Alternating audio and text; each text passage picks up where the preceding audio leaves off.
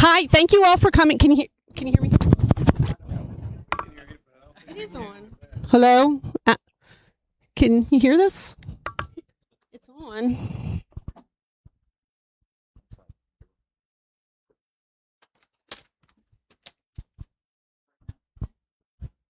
Can you hear me now? Oh, yeah, that's better, right? Okay, thank you all so much for coming. This is a really full house.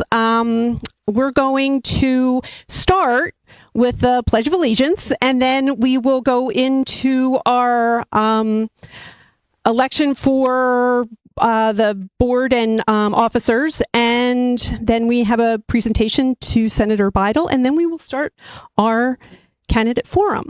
So if everyone could stand up and...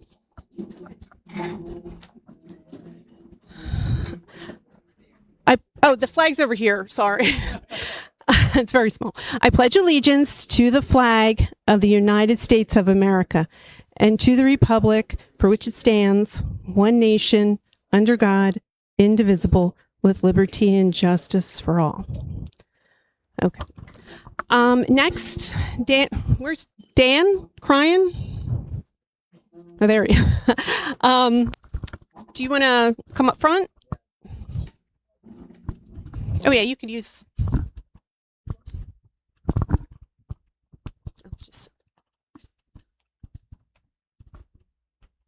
Good evening, everyone. This is the ballot we have right now, and if anybody else is interested in running, let me know, but this is what we have so far.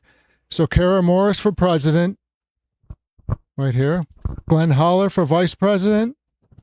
Adam Hertz, treasurer. Myself for secretary. Elizabeth Brady. Anthony Bynum.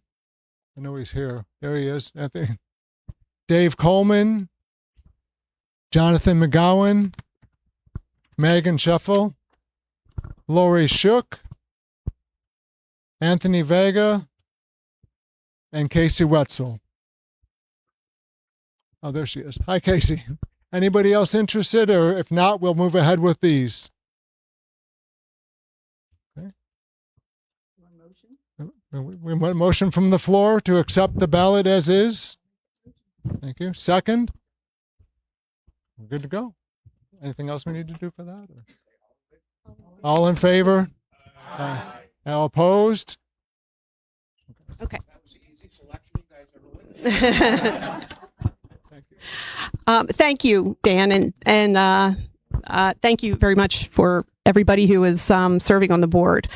Before we move on to our candidate forum, we want to take a few minutes to honor a public servant who is concluding an extraordinary career in elected office this year. And I am, of course, talking about Senator Pam Bidel. Pam, you want to come up here?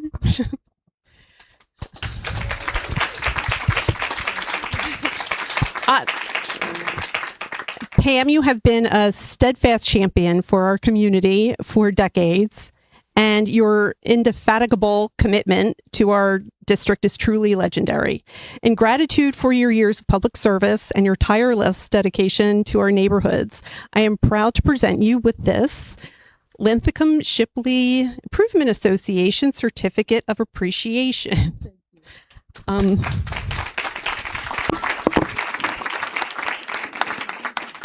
Straighten it out a little bit.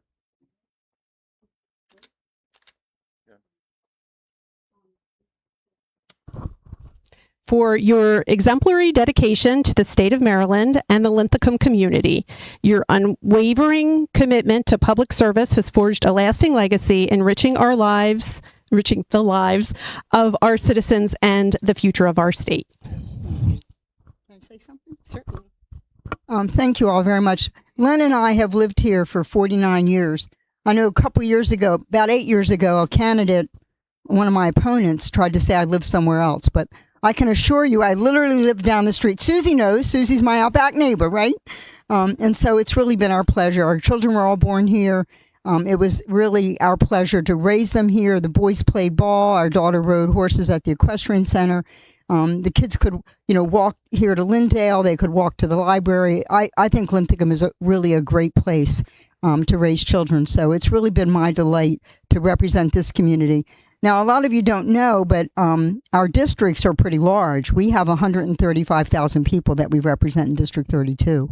And so, but it's my home district. And so I will tell you, Delegate Chang, who chaired the Budget and Tax, and I and Sandy Bartlett have been really happy to do projects for Lyndale and projects for North County and the Women's Club and just so many projects that we've been able to bring money home to Linthicum. So, and I'm really proud of all of you because sometimes I go to these forums and community meetings and there are very few people there. And so what a great turnout tonight. So I really want to applaud all of you for paying attention to this election. It's an important one. And thank you all for your work and for being present at LSIA. So thank you, Kara. He actually had just one more person who would like to say thank you to Pam. Susie Schuyler, who is previous LSIA president. Dan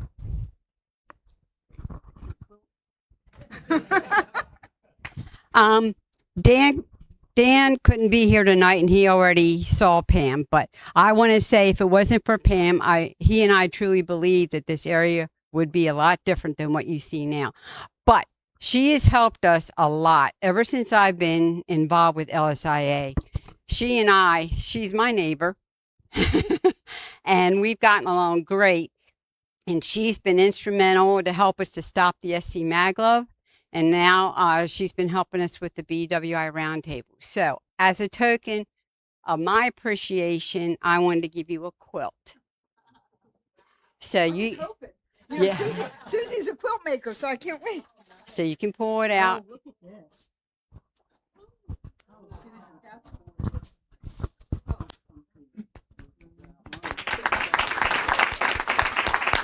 Beautiful. Wow, look at this. Thank you so much. Look here. And the 250th Susie, look at me.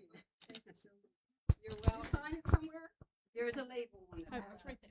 It's right here. Oh, good. It says Maryland Pride for Pam Vital. Happy retirement and thank you for your service. I'm still in the You're not going anywhere to be in our mind. Can I introduce you? Okay. Okay. Well, they finished with that. Without further ado, I would like to present our moderator for tonight's candidate forum, Jay Zach. Hi, I'm Jay Zach. I'll be moderating the forum tonight. Here's how it's going to work. Our candidates have been briefed ahead of time. Each candidate, we're going to go by office. Those candidates are going to have 3 minutes. This is what they're going to give you their stump speech, what they'd like to do if they are elected to office. Throughout the evening, what we're asking you folks to do, if you have questions, please, we have index cards and pens all around. If you need one, just let us know. But that way, we'd like to take questions at the end. We want to make sure everybody gets equal and ample time. We also want to kind of filter and make sure that the right questions are going to the right candidates, okay? So that your concern can be heard by the right people, essentially, all right? I want to thank Pam one more time. I was a junior in high school, I think, when you were first elected to office, and now I have this mustache. And all right, we are ready to get started. So we're going to start with our first candidate. This is for governor of the state of Maryland. I'd like to introduce Republican for governor, Mr. John Myrick.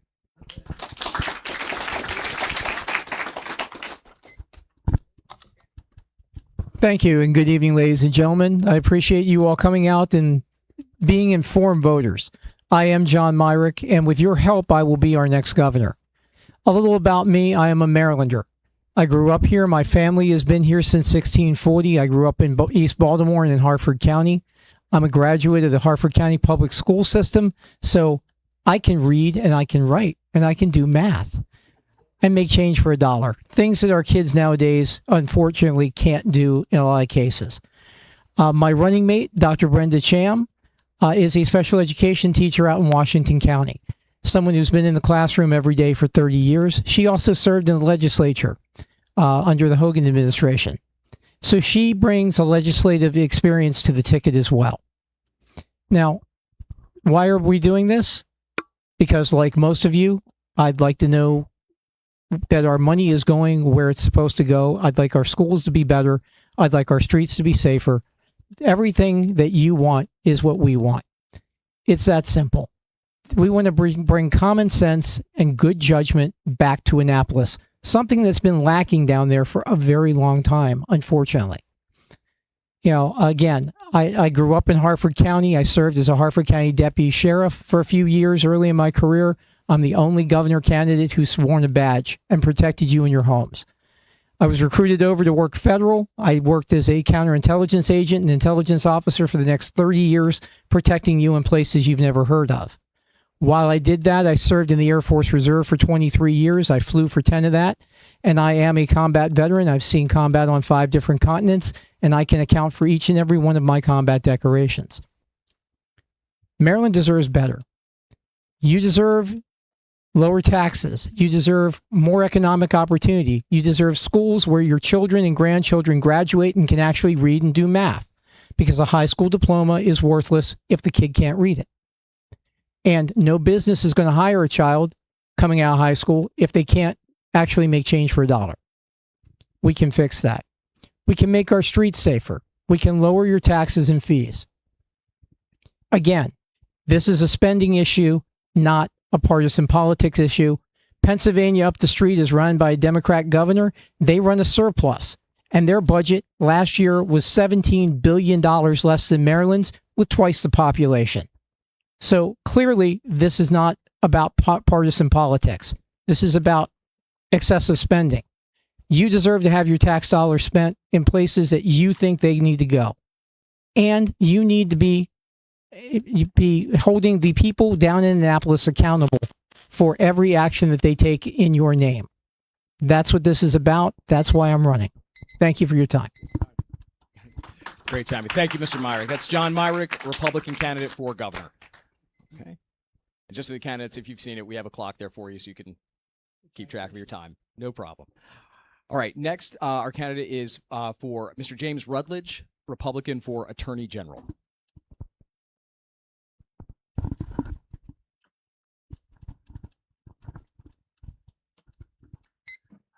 I'm Jim Rutledge, and I'm excited to be here asking you to help me become Maryland's next Attorney General.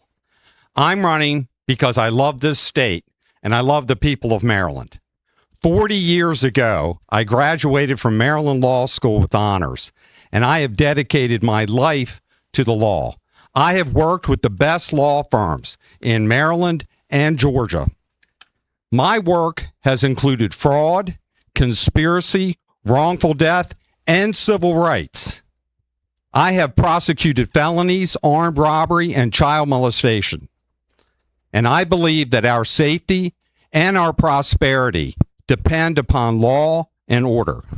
And today, our state is in trouble. In too many communities across this great state, crime is on the rise. And just when we think things can't get any worse, the General Assembly has divorced Maryland from law enforcement, making Marylanders at risk. And it is time to elect a new Attorney General who is dedicated to fighting crime, supporting our police, and defending victims. My plan is strong and simple. First, pursue gang prosecution with a vengeance. And second, proactively protect our neighbors from cyber predators. We cannot afford to waste your hard-earned money suing the federal government time and time again while Marylanders are suffering. To succeed, we need to come together. We need to get partisan politics out of the Attorney General's office, because crime knows no party. When I do my job as Attorney General correctly, you won't know what political party I belong to. Unlike my opponent, who puts party over the people of Maryland. I'm a Marylander, and I grew up on a Maryland farm, and that's where I learned my love of nature. In Annapolis, there's a tree planted in the Talls Garden at the Department of Natural Resources. It is a liberty tree. It is an offspring of the original liberty tree where the people of Annapolis gathered to protest the British violating their rights. That tree was planted in memory of my sister Linda, who was a strong champion and defender of natural resources in this state. And tragically, she was murdered. So my family and I know firsthand the scar of violent crime.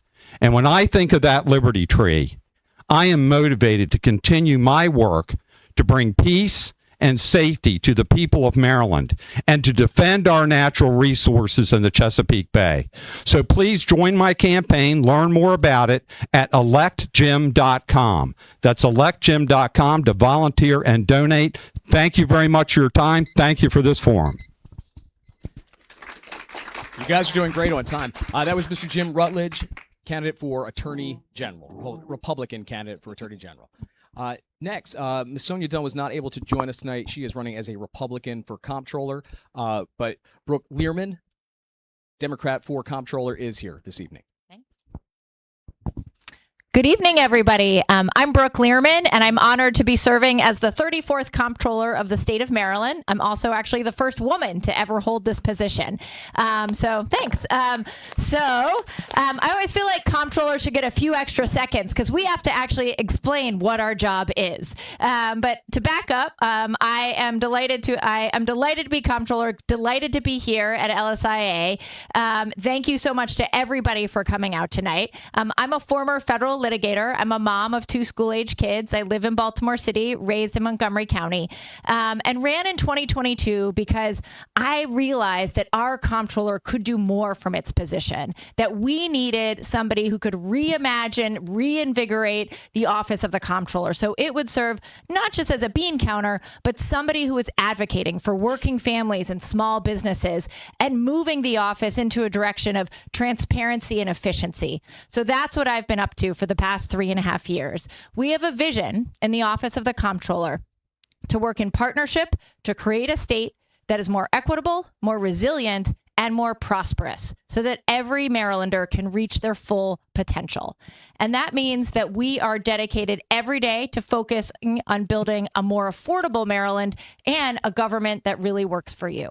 So what does that mean in practice? Well, number one, we are dedicated to making government work better. In the office of the comptroller, I serve like the sort of elected CFO of the state of Maryland. We see every dollar into our state government and every dollar out of state government. And in that capacity, we oversee all the financial IT systems of the state. We're like the backbone of state government. You never see us, but we're holding it all up. And every IT system I inherited was in COBOL and on a mainframe when I arrived. Well, in just one short term, we will have taken our office from having the oldest financial systems, IT systems in the nation, to the newest financial IT systems in the nation. But there's more to do. We are also focused on making sure that the resources of our agency reach the businesses and the people and the communities of Maryland. It's not my agency, it's your agency. So we have a public engagement team now that goes out to fairs, to picnics, to what have you, to meet with people. I was in Western Maryland today on the 1-year anniversary of the Western Maryland floods, making sure that the folks know there how we can continue to help them and support them. So we are out in the communities actively helping. And finally, I'm focused on ensuring the long-term financial success of the state. I want to leave the state stronger and in a better position than the one that I inherited. So we are focused on publishing economic intelligence and research reports to help guide our state senators and our delegates so they also know what's happening in our economy. I love doing this job. I'm excited to keep doing it, and I hope I can earn your support. Thank you so much. Thank you, Comptroller Learman. Comptroller Learman is running for re-election as a Democrat. We're going to move on now to our House of Delegate candidates for District 32. We'd like to first introduce Delegate J. Sandy Bartlett. Hello, everyone. I'm Sandy Bartlett, and I'm starting too early. I'll wait. Good? Okay. So I currently serve as your delegate, one of your delegates in District 32. I too am sad to see Senator Bidel leave because she has been quite the mentor for me. And as you all know, those of you who have heard me speak before, I always say that because it's true. Currently, I serve as chair of the Judiciary Committee. I served as vice chair for 2 years, and currently I serve as chair. In our committee, as we've talked about before, and some of the work that I've championed are for children, as well as for sexual assault victims or sexual assault survivors. I served on the sexual assault compensation policy commission that was established by the Attorney General and the General Assembly for the past 8 years. So there was a national concern that essentially rape kits were being thrown away and being lost. So we started legislation and started this task force. I've been serving on that, and legislation has come out as a result of that. I can't tell you because I meant to look it up and I didn't, how many bills I have championed, but I will say that there've been quite a few. There was actually an article on the amount of bills that I have been successful in putting in, and I've been also successful in getting them passed. Because that's the key. Now, I will tell you what I've done. I can't tell you what I'm going to do, and I'll tell you why. The reason why I can't tell you what I'm going to do is because I've got to listen to you all, and I've got to listen to our community to find out what people need. And when I find that out, that's when we start to shape the legislation. I can tell you who I will be. I will be the same person I've always been. I'll be a person you can trust. I'll be a person you can talk to. I'll be a person who listens. I'll be a person who responds to your email. And if I don't know the answer, I'll find the answer. And I'll be a person with experience. So I thank you for having me here tonight. Those who don't know, I live in Laurel in Maryland City. And my children are grown. I have 2 grandsons, and my husband is actually sitting in the back and is one of my biggest supporters and also my sign guy. So I appreciate him. I appreciate all of you all and the support that you've given to me over the past 8 years. It's been a pleasure to serve as your delegate, and I'd like to serve another 4. Thank you so much. Okay, and that's Delegate Bartlett, running for re-election in District 32. Our next candidate is running as a Republican for the House of Delegates for District 32, and that's Mary Phelps. Good evening, everybody. This is my first time running in a race like this, so I'll give you a little bit of my background. I was born and raised in a small town in Ohio, farm area, kind of similar to some parts of Maryland. And at 18, I went off to the Army, spent 3 years in the Army, and then I spent 40 plus years as a U.S. Army civilian. I married an Army veteran who also became a civilian. And in the course of our jobs, we lived in Japan, we lived in Germany, and we lived in California, I lived in Texas. But I got to Maryland, and we've been here for a long time. I have family here. I have 2 daughters that live here. I have grandchildren that live here, and I've learned to really like it. But I really think there are some things we could be doing a little better in Maryland, and that's why I'm asking you to consider me for an office. I think that the blueprint specifically is an area where we could use some fine tuning. There's a lot of budget going toward education, and a lot of people are feeling budget constraints. So I think that we need to maybe look at some more vocational technical type programs and occupation certifications as people leave.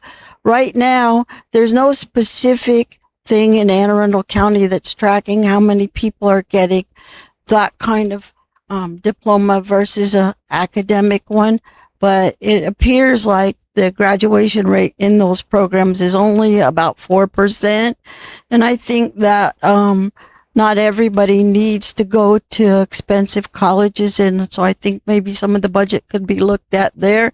And I also think that we need to have better auditing of that budget because a huge percentage of our money goes there. Another thing that I will look at as a delegate is the congestion and traffic, and especially the things like the bridge. We all know the bridge should not take as many years as it's going to take for us to get it replaced. So I would like to look at that.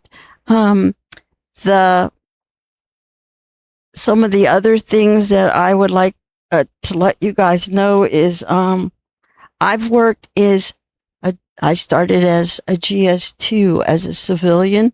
I left as a GS13. I was a telephone operator. I became an IT specialist and a deputy director. I've worked with very small budgets. I've worked with big budgets. I've millions of dollars managing lots of people. So I have a very, I think, unique background, and I hope that everybody will consider that and ask me any questions. Thank you.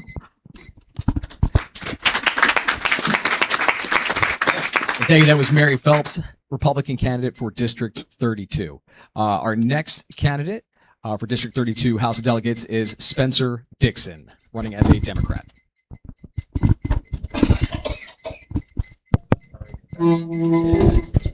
Okay. We'll count again. Yeah. Thanks. All right. Thank you all so much for being here, for those tuning in online, and thank you for having me. My name is Spencer Dixon, and I am a Democrat running to be your next delegate in District 32. I'm a fifth-generation Marylander. I was born and raised in Anne Arundel County, and my mom grew up in Linthicum in Michaelton Manor up the street. It was an experience that my mom had with our broken healthcare system that got me involved into politics and public service. It was 2008. I was in high school, and the financial crisis was wreaking havoc on families like mine. And then that was the point when my mom was diagnosed with Crohn's disease at a time before the protections of the Affordable Care Act. I have these distinct memories of my mom at the kitchen table, on the phone with the insurance company, arguing over what was going to be covered, arguing over all the bills coming into the mailbox, arguing just to be treated with a semblance of dignity. Thankfully, she is doing better now, and we have the security of knowing she can't be denied coverage because of her chronic condition, because of the good work that Democrats have done to protect healthcare. But that moment was really foundational to me, and it showed me how personal politics and policy can be. So what followed was a career in service. I worked as an organizer, getting out the vote. I worked for nonprofit organizations, advocating for greater healthcare access and affordability. And for the last 3 years, I served as a legislative director in Annapolis, helping to pass over 50 pieces of legislation. And one of those was to unleash the power of Maryland's Prescription Drug Affordability Board, where I now work. So affordability is not just a convenient buzzword and plank on my platform. It's so much of what I've done over my career, and it's quite literally my 9-to-5 job right now. I'm running for delegate because too many people feel like our economy isn't working for them and our democracy isn't delivering for them. And these feelings have never been more well-founded than they are today. We have a president who is wrecking our economy for the second time in 2 terms. He leads an administration that, in my opinion, is the most corrupt in American history. And it's not just the corruption of government institutions, it's the corruption of our politics. He invites the most extreme among us out of the shadows and into the mainstream. And that's no different than what's happening in District 32. One of my Republican opponents, Colin McEvers, is a 21-year-old Salisbury University student who espouses blatantly racist, xenophobic, and really white nationalist views online. You don't have to take my word for it. You can look at it yourself. So this election serves as an opportunity, first in June and then in November, to reject that hate and make it clear that it has no place in Anne Arundel County or the state of Maryland. Thank you for your consideration. I'd be honored to earn your vote. Thank you. And once again, that is Spencer Dixon, running as a Democrat for District 32 House of Delegates. And our final candidate for House of Delegates from District 32 is Mike Rogers. So, good evening, Lithicum Shipley Improvement Association. I'm Mike Rogers, and it's good to be back with you here again this evening. A little bit about me for those that may not know. I've spent 32 years in the military. Got to go to fun places like Iraq, Afghanistan, Somalia, all throughout the Middle East. Had the opportunity to lead soldiers at the platoon level twice, the company level, the battalion level, and the brigade level. And so when I transitioned from the military, actually, as I was still in the military, getting ready to transition, I started to focus more on the community. So in the community, I've had the opportunity to coach football in Severn. I've been the PTSA president at Meade High School, where both of my kids graduated, and both of them seem to find their way to the military or public health service. And then, I also spent time on the as a dreaded HOA board member down in Russet. So that was quite an experience. And then, I was elected by all of you in 2018 to serve in the House of Delegates, which has been truly an honor.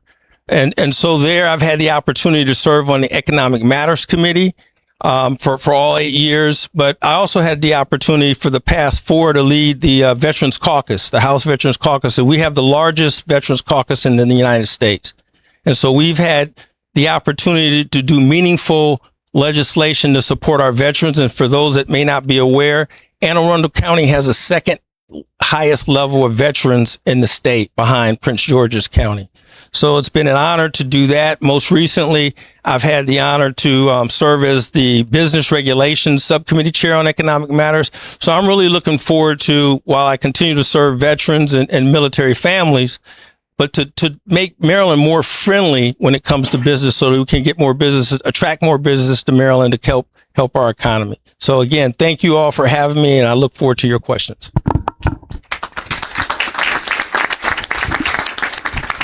Thank you. That was Delegate Mike Rogers running for re-election as a Democrat from District 32. Our next offices that we'll be discussing are representative in Congress for Congressional District 3, and our first candidate is running as a Democrat, and that is Austin Dykes.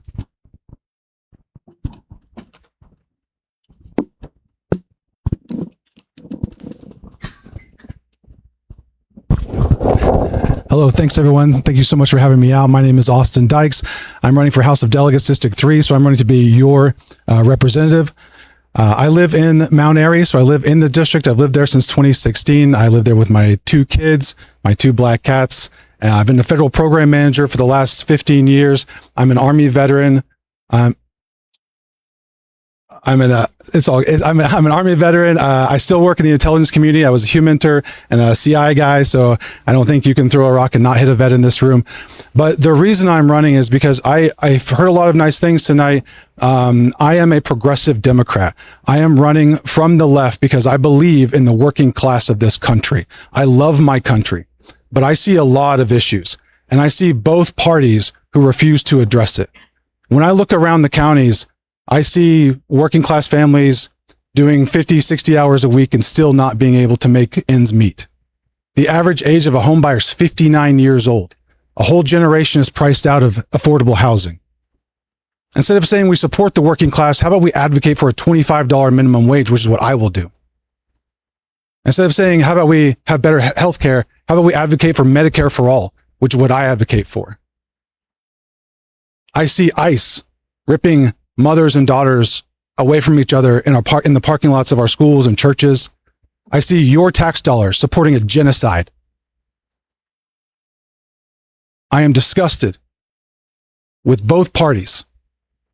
It is time for us as the working class to move back to a position where we advocate for one another in solidarity. That means actual policies that make a difference.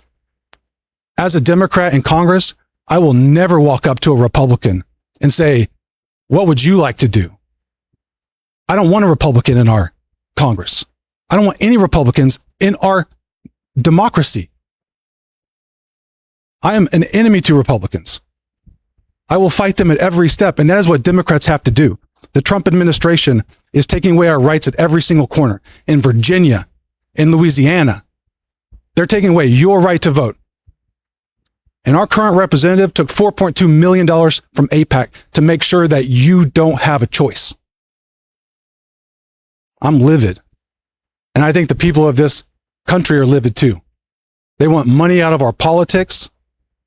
They want corruption out. No more stock trading. We have to do better. People can't afford rent. They can't afford groceries. And we've got people up here saying that, we're going to make things better. How? What are the policies? Also, where's Sarah Elfreth? Where's my opponent? Not here tonight. Not talking to any of you. Not holding town halls. Not taking questions. And you know why? Because she's too scared, because she represents corporate interests. And while I might not have all the right words and my voice is shaky, it's tough. It's not easy being up here. But being an advocate for my people is what I want to do. It is what I will do.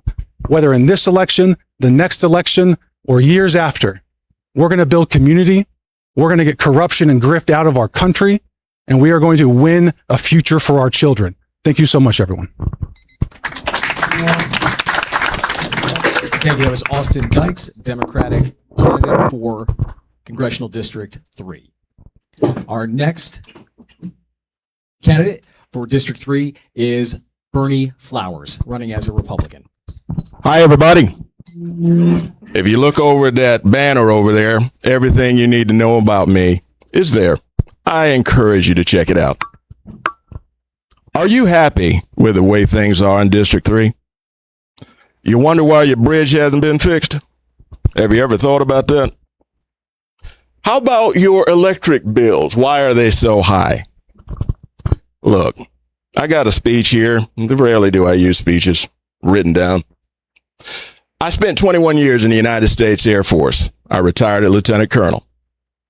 I spent another 13 and a half years as a DOD civilian. My last job in DOD was working as a senior advisor for the DHS Secretary, Alexander Mayorkas. Anybody ever heard that name before? You have spent a goo gob of money educating me, and I got 34 years of how-to knowledge on how to make things better. I could be retired. I am retired. I could be home chilling. However, I got grandchildren, and I want those grandchildren, just like your grandchildren, to live well, to enjoy the blessings of liberty. And if we don't get off our arses, they won't be able to. There are forces out there that want to take away the American way of life.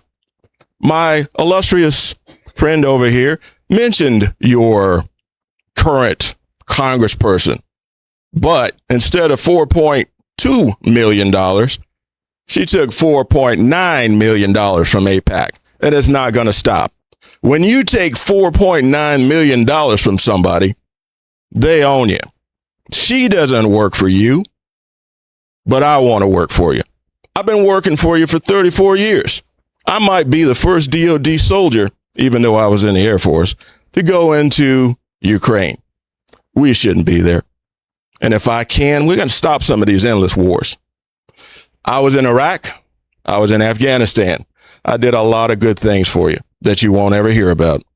I spent another 10 years over at NSA. Yeah, I said it. And when I was over there, I eventually made myself to become the 4-star representative for NORAD and U.S. Northcom. I used to go into bases underground to make sure that you were safe and sound.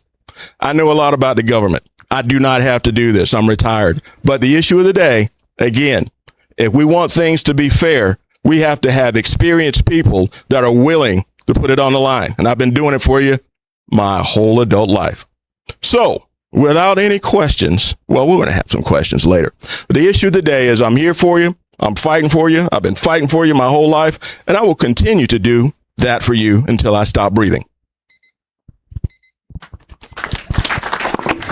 Thank you. That was candidate Bernie Flowers running as a Republican for Congressional District 3. And Congresswoman Elfreth was not able to join us this evening due to evening votes in Congress. We're going to move on to our next office now. This is State Senator for District 32. And our first candidate is... Association for hosting this. every 4-year election cycle candidate forum. It's a great honor to be here this evening. First, want to start off and say that I spoke with Congresswoman Elfreth earlier this morning, and we're both working on a case together specifically to help a young lady and her kids who are dealing with an abusive husband from overseas. And so Congresswoman Elfreth and myself were working to help this young lady who lives right here in our community. Before I go any further, I want to show honor where honor's due. This evening, we honored a great gentle lady from Linthicum. And I also want to say that it's been a great honor to serve as a colleague to Senator Bidle. She's been a great mentor and friend to me. As a young girl, she started off her first election in grade school, went off to serve in the county council for 8 years, served in the Maryland House of Delegates for 12 years, served as our state senator for 8 years, and became the chair of the Senate Finance Committee. She has left our community in a lot greater spot. And because of her trust and confidence, she's endorsed me to be the next state senator to represent this district. And it's a great honor. As a kid growing up here in Linthicum, going to playing ball at Linthicum Ferndale Youth Athletic Association, as a son of an immigrant, my mother passing away when I was 11 years old, we didn't have much money. And so being able to play ball here on the Linthicum fields, it took a lot of grace and kindness from the community to be able to do that. But since then, graduated from Lindale, Corcoran at Lindale, went to Glen High School, graduated from there, went to UMBC, went to Loyola, and then in 2014 was elected to the Maryland General Assembly. 2018 was reelected, and 2022 was reelected. And from 21 to 25, served as the vice chair of the House Appropriations Committee. And during that time, working with Comptroller Learman, Delegate Chairwoman Bartlett, Delegate Rogers, Chairwoman Bidle, we've brought back millions of dollars to Linthicum, specifically to the Linthicum Ferndale Fields, to the Linthicum Women's Club, to Linthicum Veterans Memorial, to the Linthicum Elementary School sign, North County High School investments. These are the kind of things that we've been able to do together. And as a kid who didn't have $1.20 to buy lunch in that cafeteria down the hall, to be able to sit at the table and make contributions on the $70 billion operating budget and $10 billion capital budget, it's a great honor and shows the vision and hope that America has. That as a son of an immigrant whose parents came over here with little nothing, to be able to now to be here this evening and to be a candidate for the Maryland State Senate, it's an honor of a lifetime. I just thank you so much, everyone, for that great honor. I look forward to continue to serve Linthicum, the 32nd Legislative District, Anne Arundel County, and the state of Maryland. Thank you very much. Thank you, Delegate Chang. That is Mark Chang running as a Democrat for District 32. Our final candidate this evening is running for State Senate from District 32 as well, and he is a Democrat. That is Stephen Tillett. Good evening, and thank you for pronouncing my last name correctly. You have no idea how that gets mangled so badly. So I am Stephen Tillett. I am the pastor of Asbury Broadneck United Methodist Church in Annapolis. I've been serving as pastor there for the last 22 years. I've been a pastor for 36 years altogether, 8 years in D.C., then 6 years, 6.5 in D.C., 8 in Baltimore, and then the last 22 here in Anne Arundel County. I am running for Senate because I am greatly disturbed as what's going on in our country. And I feel like we need to have folks who listen to you, hear from their constituents. And as Delegate Bartlett says, so that will help to inform us on some of the legislative priorities that we need to enact. While I've been here in Anne Arundel County, I've served in a number of different capacities. I've been a servant leader throughout my career, unelected servant leader throughout my career. I do want to go back to one thing because I think this is important and it helps to inform you of who I am and what defines me. My first appointment, January 1st, 1990, I was appointed to be the pastor at First United Methodist Church, Bradbury Heights. So I am a 30-year-old, not just a rookie pastor, not just wet, but drenched behind the ears. And my congregation that I was sent to was an elderly, senior, Southern white congregation. And if you look at that, it says a 30-year-old black guy, senior Southern white people. I don't think this is going to work. And the Lord knit us together like family for 6.5 years.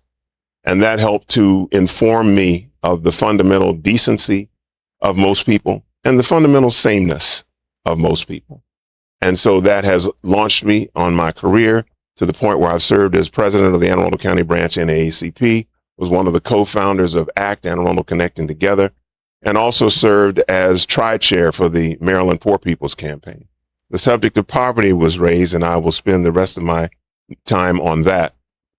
Understand that 4 out of every 10 of your fellow Marylanders, 4 out of every 10 of our fellow Americans are in the category of poor and low wealth. What that means is they are one emergency away from falling out of the middle class. And understand that our politics is always directed at the middle class, middle class, middle class, middle class. What about people that are trying to get there? We've already seen how fragile being in the middle class is. As a result of the policy violence coming in Washington, people have lost their jobs, and all of a sudden they can't pay for their kids' school, they can't pay for their mortgage, etc. But we also have to have our eye on the ball for people who are struggling, that 40%. And I want to develop my career and my political career in elected office to focus on them and their needs. Thank you. Thank you. And that is Stephen Tillett, State Senate candidate for District 32. Okay, I want to thank everybody. You guys did a great job. Everybody brought it in on time. That never happens. All right, I'm going to thank the clock here. Okay, we're going to take just a moment here. What we'd like you guys to do right now, if you have questions, we have index cards throughout the room. Please feel free to write those questions down. We have pens as well. Yes?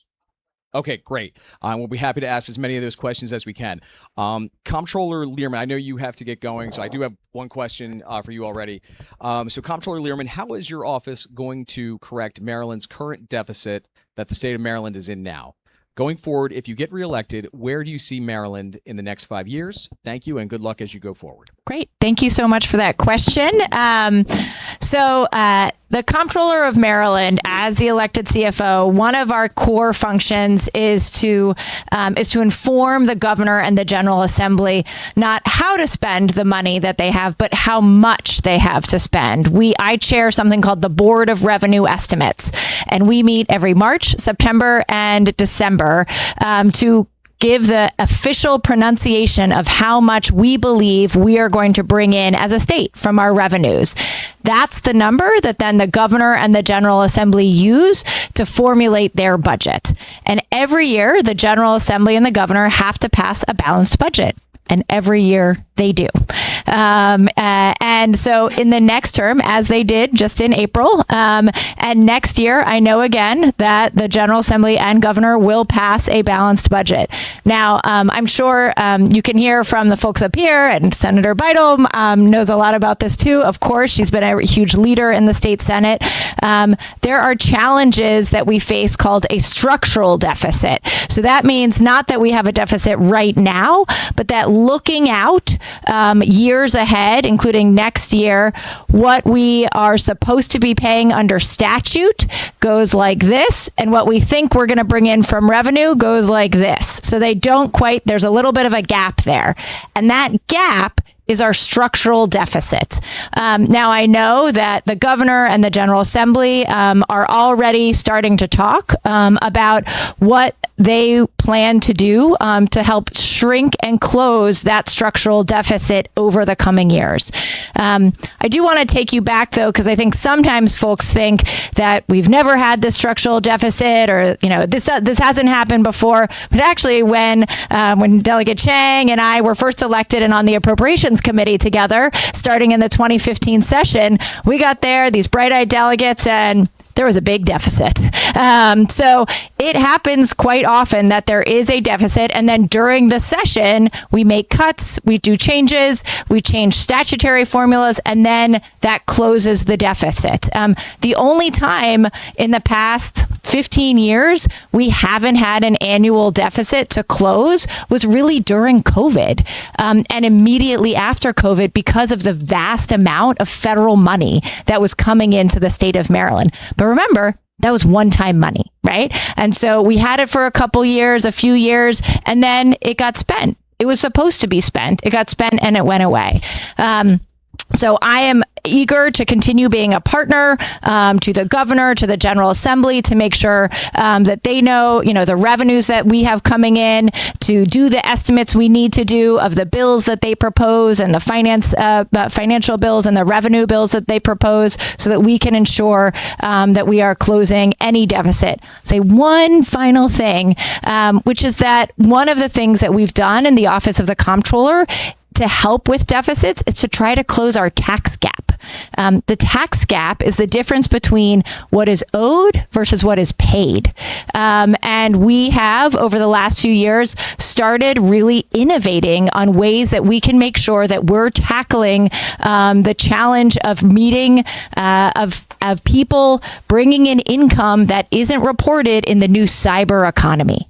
So attacking folks who are, attacking the challenge of folks who are making millions of dollars in cryptocurrency, or on the 10 Airbnbs they own in Ocean City, or on some NFTs that they're selling online. So we have been a leader in the nation in bringing in new technology to make sure that, you and I all pay what we're supposed to make sure that they pay what they're supposed to as well. And that also helps to make sure that we're closing the tax gap, that we're funding the programs to do great things like have this beautiful library and school and more. And I'm excited to keep innovating and doing that work. Thank you so much. I'm sorry I have to leave, but it has been a real pleasure. Jake on my team is staying. So if you need anything or have any questions for us in the future, or just want to know where your refund is, just let him know, and we'll get you an answer. Thank you. Thank you, Comptroller Learman. Okay. We're going to give everyone a moment here just to write down some more questions here. While we're doing that, just to remind you guys, we are Legislative District 32 for the state of Maryland. That's our state senate and our 3 delegates. And we are also U.S. Congressional District number 3. Okay, so just so everyone knows, got to be a government teacher from time to time. All right. And one more thing we want to mention about tonight, LSIA as an organization, we do not endorse any candidates. So all the candidates that you see here tonight, they're here coming out to give you their points of view. Whatever you do with that information is what you do with that information. But we as an organization, we do not issue endorsements of any candidates. And it's our role to work with whatever candidates are elected, no matter what their affiliation is. Okay, thank you.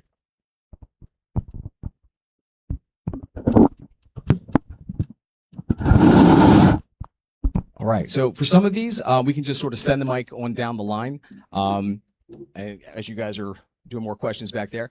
So if elected, how would your office have an input in addressing Maryland's structural deficit? And we'll target that more at some of the state office folks, delegate and senate. So Mark, one more time. That was, if elected, how would your office have an input in addressing Maryland's structural deficit is the question. Great. Thank you very much for the question. As I mentioned earlier, that during my time in the legislature, served all 12 years on the House Appropriations Committee, and from 21 to 25 as the vice chair of the House Appropriations Committee.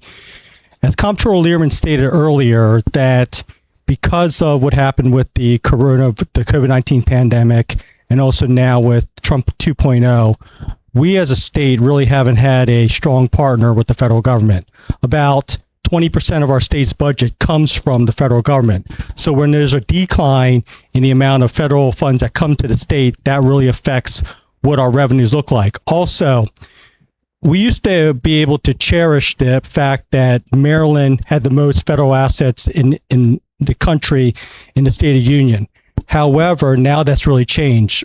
Before, with our proximity to Washington, D.C., because of the federal workforce, because of the way that it's really helped support Maryland's economy, we've seen that adverse effect, specifically right now with this administration. Thousands of federal jobs have been cut. There's a lot of uncertainty. Revenues have decreased from the federal government. For example, what has also contributed to the structural deficit is because of the state backfilling those areas where the federal government was once a partner. Specifically, right around the holidays, the Trump administration cut the SNAP benefits. We as a state had to backfill millions of dollars, tens of millions of dollars to do that. In addition to that, we dedicated millions of dollars to help our food pantries, our food banks. I know that many of you are volunteers in our food pantries, and thank you. Thank you for the work you've done and will do. But those are the kind of really atrocious cuts that have happened from the federal level that trickle down to the state level. And we as a state, we're not going to turn our backs on the most vulnerable, especially. And so that's why as a state we've backfilled. But that's just an example there of the type of cuts that we've seen and not have a true partnership with the federal government, where we as a state now have to backfill that, which then affects what our structural deficit looks like down the road.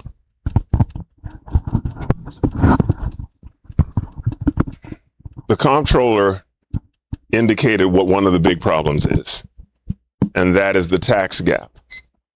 What is paid in taxes versus what is owed in taxes. People who have hidden income. And I know folks want to, get all spazzed out when you want to talk about, well, people need to pay their fair share. Taxes, there you go, tax and spend. You're talking about taxes. Y'all do know that taxes is how you pay for stuff, right? This building was built because of taxes. The Medicare that supported my mother up to the age of 102 was because of taxes. The pension that I received from my military service, retiring as an Air Force chaplain, is because of taxes. So they're not entitlements. That's money if you have earned because of what you have put into the system. But there are people who are not putting their fair share into the system. Warren Buffett talked about the fact that the level of the taxes that he paid as a billionaire was less proportionally than what his secretary paid in taxes. Make it make sense. If you make more, you need to pay more. If you pay more, there will be less weight that is carried by regular folks like us, and a fairer share being paid by wealthier people to help erase the deficit as well. So we need to make folks who earn more, pay more, and carry their fair share. Thank you. Mr. Rutledge? Yes. So the main role that the Attorney General can play here is to help revenue production and job growth in Maryland by defending the law from Cambridge to Towson, where I live near, with the Towson Town Center now with 30% vacancy, largely attributable to unchecked crime. In order to have our small businesses and entrepreneurs develop, hire more people, and be more prosperous, and therefore create more tax revenue for the state of Maryland, we need a focus on Maryland law enforcement. And as Attorney General, I will support our state's attorneys no matter what their party affiliation is. I will support gang prosecution that will help stop adults from recruiting juveniles and preying on our youth to be recruited into crime through our Maryland law governing racketeering and corrupt organizations. That will make Maryland safer and more prosperous. That will keep small businesses open that are not afraid of either armed robbery or vandalism that's not being enforced. So that's why crime is, in fact, the nonpartisan issue. We need to work together to get that under control, from Cambridge to Baltimore to Western Maryland to your backyard here, in order for people to have those opportunities and not have to shut down their businesses that they gave their lives for, like a business just down in Cambridge shut down because of repeated armed robberies. Now, that's got to stop, and a lot of it goes back to state-level criminal organizations that the Attorney General's office has the jurisdiction over at the request of any state's attorney.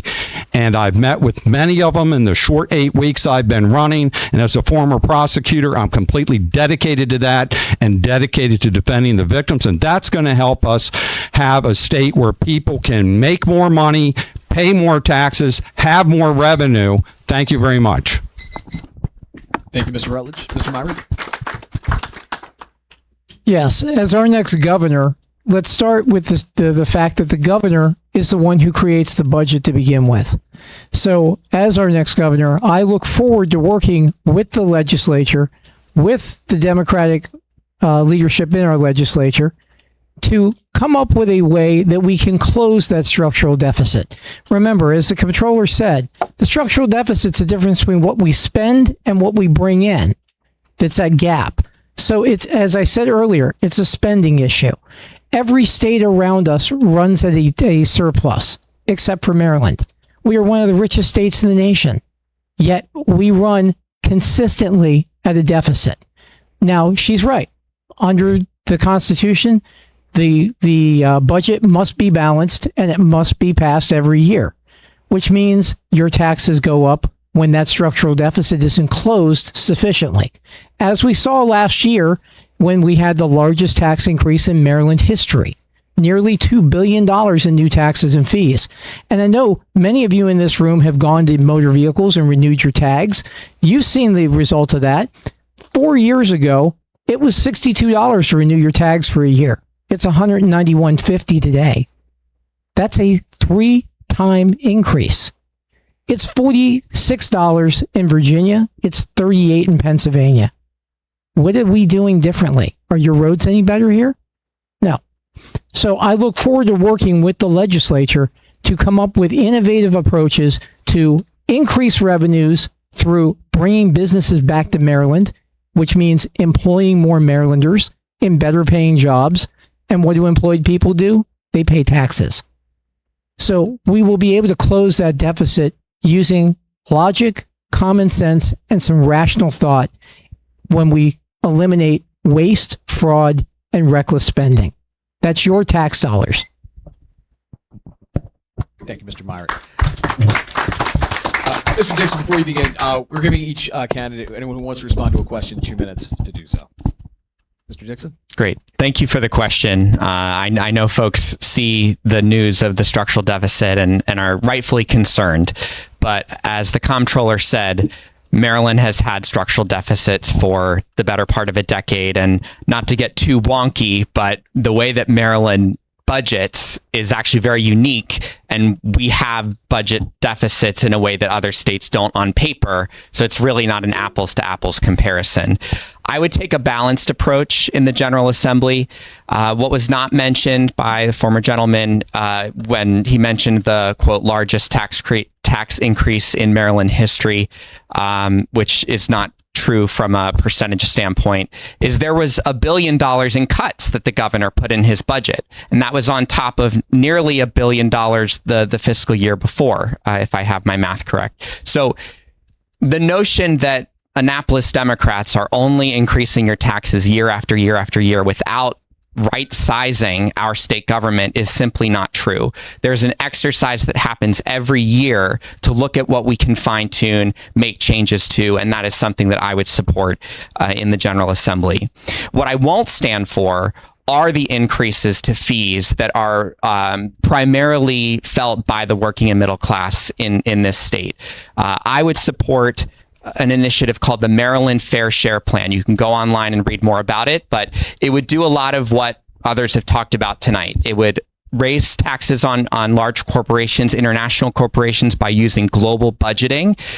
This would not send a bunch of companies out of the state because these are international corporations that are doing business in the state. They're not registered in the state, but the economic activity is happening in the state, and we should be getting some of that revenue. We also could be raising taxes on the wealthiest Marylanders and frankly, funding the comptroller's office a little bit more to help with that enforcement. Thank you so much. Mr. Rogers? Delegate Rogers. Thank you. No, that's fine. I'll wear my cardigan next time, and then I'll really be Mr. Rogers. But no, I think a lot of what's been said is true.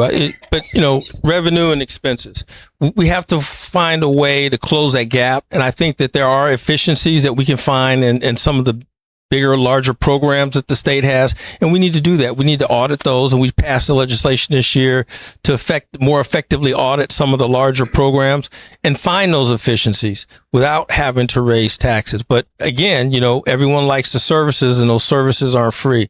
But I think that we can look at the things that don't make sense, audit those programs, while at the same time, from a business regulation standpoint, try to pass legislation and policies that make Maryland more friendly for businesses that come in that create those jobs, because that's going to help the revenue side of the equation.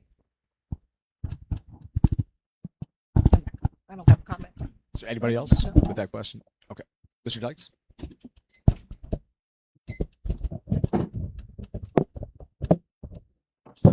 There's a real easy answer to this, and it's tax the rich. It's tax corporations, close corporate tax loopholes.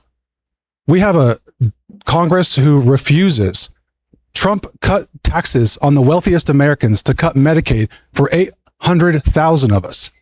That has real consequences. So everyone wants to talk about these individuals who are getting off. Yeah, individuals who are billionaires, individuals who are millionaires. No one who earns under $500,000 should have a dime of taxes raised on them. And there should be no billionaires. All of these services that everyone wants to say, how do we pay for it? How do we pay for $30 billion to kill 166 school children and have $6 gas? Where does this money come from? We own our sovereign currency.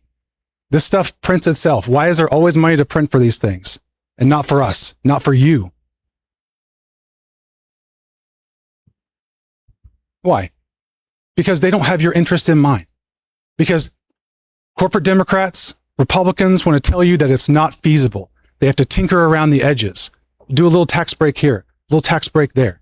How about we raise the minimum wage, give people tax breaks that actually work, and tax the rich? That's the answer to this problem. Thanks so much. Thank you, Mr. Dykes. All right. Next question. This one came in a little while ago, so we're going to make sure we try and get through all of these.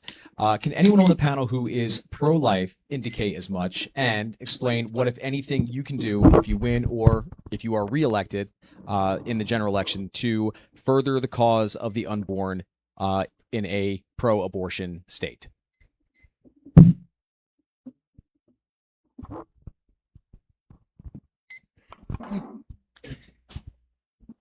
As governor, you're required to uphold and defend the Constitution of both the United States and the state of Maryland. And here in Maryland, when we passed Question A in the 2024 election, we codified abortion as a right in our Maryland Constitution. Now, personally, I voted against that amendment, but 76% of Marylanders voted for it. That means not just Democrats and unaffiliated voters, but Republicans voted for it as well. And the bottom line is, as your next governor, we have no alternative but to uphold the Constitution. And that's fine. That is the will of the people. That is what this country is about. That's what this state is about. One thing we will do, though, when I am our next governor, is I will give Maryland women choices. This is a pro-choice state, quite simply. By statute, we're a pro-choice state. In order to have choices, you have to have options. Right now, alternative to abortion centers here in Maryland receive zero state funding, while we provide state tax funds to abortion providers. What I will propose is that we fund both equally, because if you're going to be a pro-choice state, as Maryland is, we must give women information so that they can make the best informed decisions about their reproductive health care. Because if you don't, then you've just relegated them to one choice. And that's not a choice at all. That's not having options. That's not being pro-choice. So we level the playing field as far as the funding goes, and we give women real alternatives and real options so that they can make the best informed decisions that they can. Thank you. Thank you, Mr. Myrick. This next question is for Pastor Tillett. This individual lost their job due to a massive cut to the National Oceanographic and Atmospheric Administration by the president. Maryland is filled with many federal workers. How do you plan to support those workers?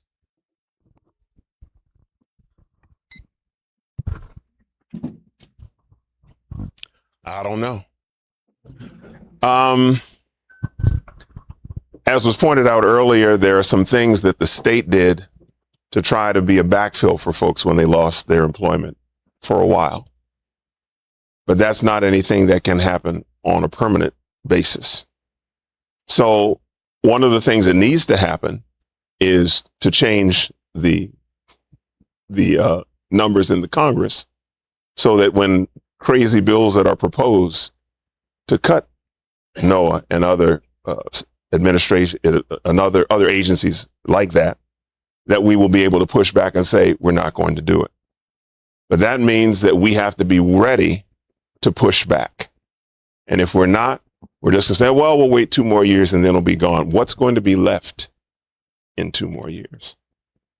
So we have to be strategic. We have to partner with other states that are like-minded so that we can provide as much support as we can financially for folks who have lost jobs, or help them to try and redirect them to some positions that are available in the state.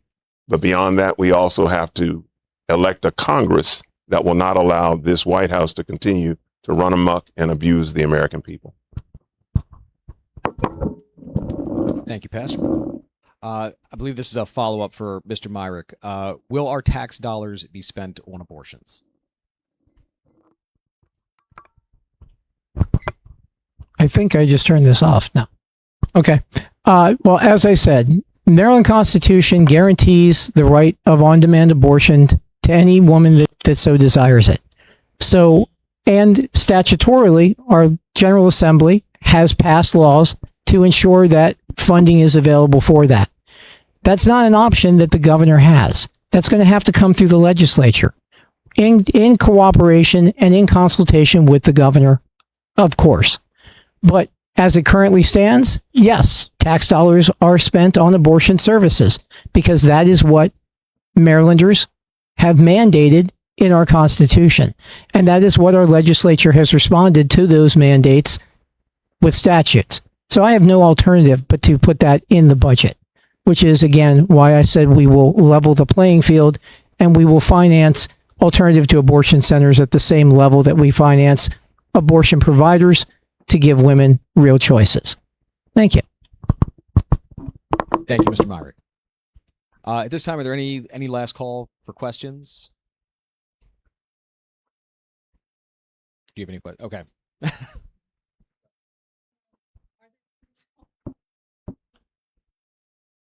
Okay. Last one is more of a comment. I'll read this one. Please make sure that any promises you make while running for office, you follow through and keep when you get elected, which I know you all will. I know you will. All right.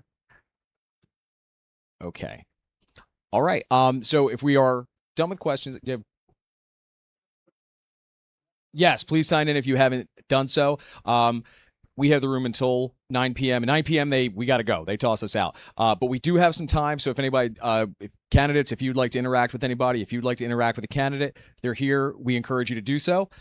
So my part of this is done. Thank you very much. If I didn't introduce myself, I'm Jay Zek, Senior Advisor for LSIA, and I teach government at North County. So go Knights. And I'm going to give this back to Kara.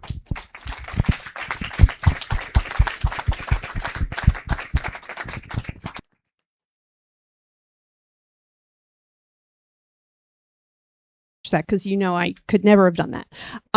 So yes, to the extent that candidates can hang out for a little bit longer and our audience are interested in engaging, then that's kind of what we had intended for the last part of the evening. We are going to have part 2 of our candidate forum on our next regularly scheduled meeting, which is June 10th, same place, same time. And we will host candidates for county and local positions. So please, we hope that you join us again. So thank you all very much.